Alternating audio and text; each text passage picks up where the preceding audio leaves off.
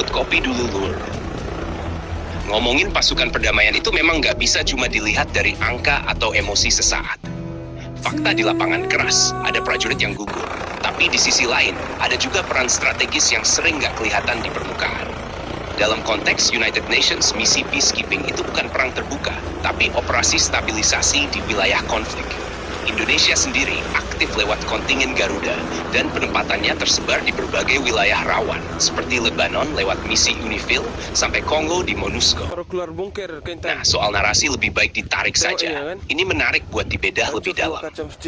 Di satu sisi, memang benar, setiap misi punya risiko tinggi.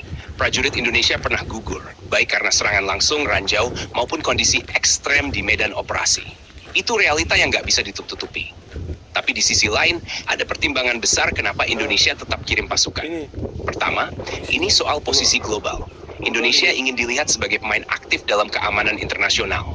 Bukan cuma negara netral, tapi negara yang ikut menjaga stabilitas dunia. Kedua, pengalaman tempur dan operasi. Prajurit TNI dapat melatang lautan internasional. Ini nggak bisa didapat dari latihan biasa. Dari patroli konflik, negosiasi dengan milisi, sampai operasi pengamanan sipil. Ketiga, pengaruh diplomasi. Semakin besar kontribusi Indonesia di PBB, semakin besar juga pengaruh politiknya di forum internasional. Ini berkaitan dengan ambisi jangka panjang, termasuk posisi strategis di dunia. Sekarang bandingkan dengan Amerika Serikat.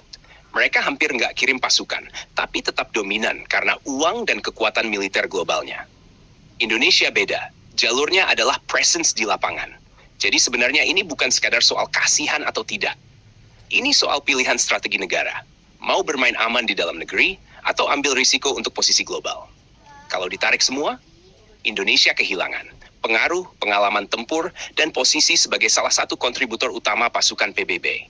Tapi kalau tetap dikirim, risiko nyawa tetap ada, dan itu harga yang nggak kecil.